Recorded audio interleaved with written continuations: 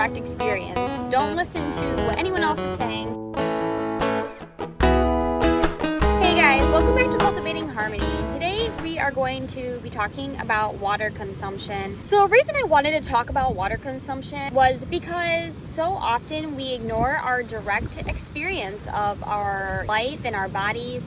And water consumption is a really easy way, I feel like, to get started with becoming more in tune with your natural instincts. You know, I was part of like the CrossFit community before, and just overall in the health and well-being world, I find that so often it's pushed to drink 80, 90, 100, 200 ounces of water. A common one that we often hear is drink 1 ounce of water per pound of body weight. But I kind of want to pose a question of, what is your body telling you? What does your intuition tell you?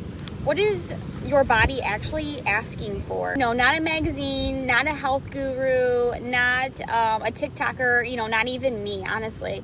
It just seems to me very unnatural when we start force watering ourselves or force feeding ourselves water, carrying around whole gallon jugs of water and forcing themselves when they're not even thirsty to complete the whole gallon in a day. And even when our body doesn't want it, and when our body is screaming, no more, when we try to bypass our body's needs and signals and alarm bells, and even our body's innate intelligence, by thinking we're smarter or we're more evolved, or that, some strict rule or routine on a piece of paper knows better. Have we lost all sense of trust that our body knows what it needs and will let us know? Or have we become so arrogant and disconnected with reality and even our present state of being? Don't need someone with 5 million degrees or 5 million followers to tell you what you should be consuming.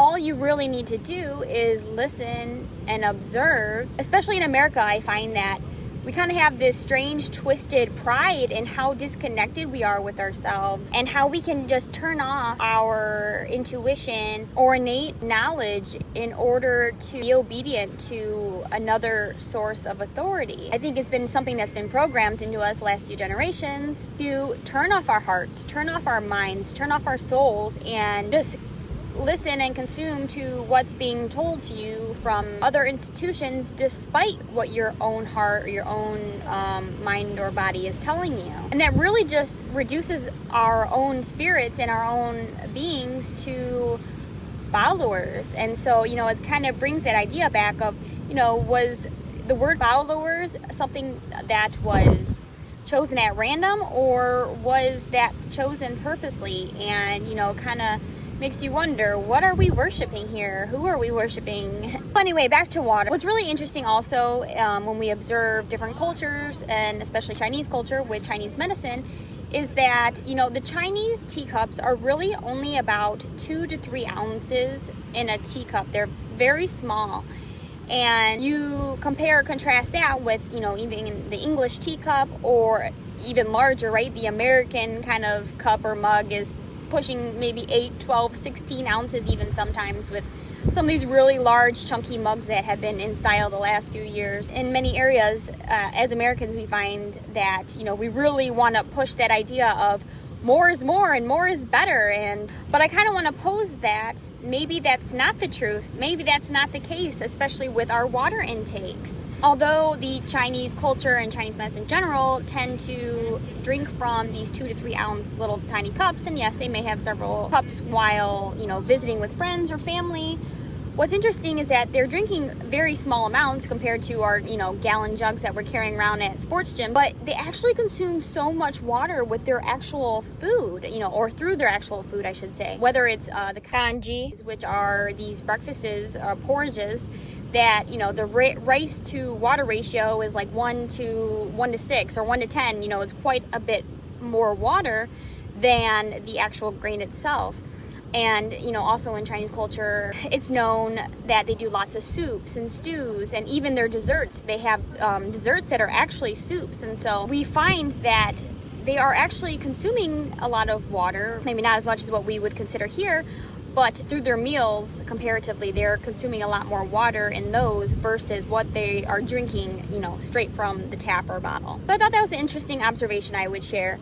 But in terms of Chinese medicine and water consumption, and I want to point out that maybe the 8-ounce glasses 8 times a day idea, or the ounce of water per body weight, we got to flush all those toxins and we got to do all these things, may not be the best thing for us. And what it's actually doing is, when we're pushing ourselves to drink when we are not thirsty, or trying to fit that gallon in, is we're actually really stressing our kidneys and bladder. And we already know that the kidneys and bladder, in Chinese medicine terms, the meridians, and not the physical organs necessarily, are related to water. And we can see that easily even with the Western mind, that yes, the kidneys, ureters, bladder, the physical organs to us deal a lot with, the water and water waste. To me, it kind of poses this image that, as we're consuming or forcing ourselves to drink all this water because we think we're doing something good, is actually really just drowning us. And yeah, drowning the kidneys. Really, the kidneys in Chinese medicine are the root of our life, and what is also considered the minister of power. When we feel strong and we have the energy and willpower to live out our best life without fear, and really feel that inner wisdom of knowing that we are following our path, is an indication that the kidneys are doing well. But when we are stressing them with too much water, we're really actually weakening our energy, weakening our life force. Kidney also has to do with fertility. It has to do with, in the West, we have a lot of problems with adrenal fatigue and chronic fatigue. So I find that our kidneys are very stressed as it is. And so for it to be a fad to just pound all this water is not really helping our case at all. I'm not going to suggest a certain, ounces a day, or, a mathematical algorithm as to how much water you should be consuming or not, but more of connect to your inner knowing and your inner senses of, are you thirsty, and are you not thirsty? Maybe stop drinking when you're not thirsty. Don't overdo it, and see how you feel. My biggest suggestion always to people is to listen to your direct experience. Don't listen to what anyone else is saying. What is your gut? What does your body tell you? What does your real life experience tell you? We're all so different, and so prescribing a set amount for anyone is really not conducive to overall health and well-being. So I hope you guys found this helpful today. Like and subscribe this video so I can continue putting out Chinese medicine content to help you with your personal cultivation journey to well-being.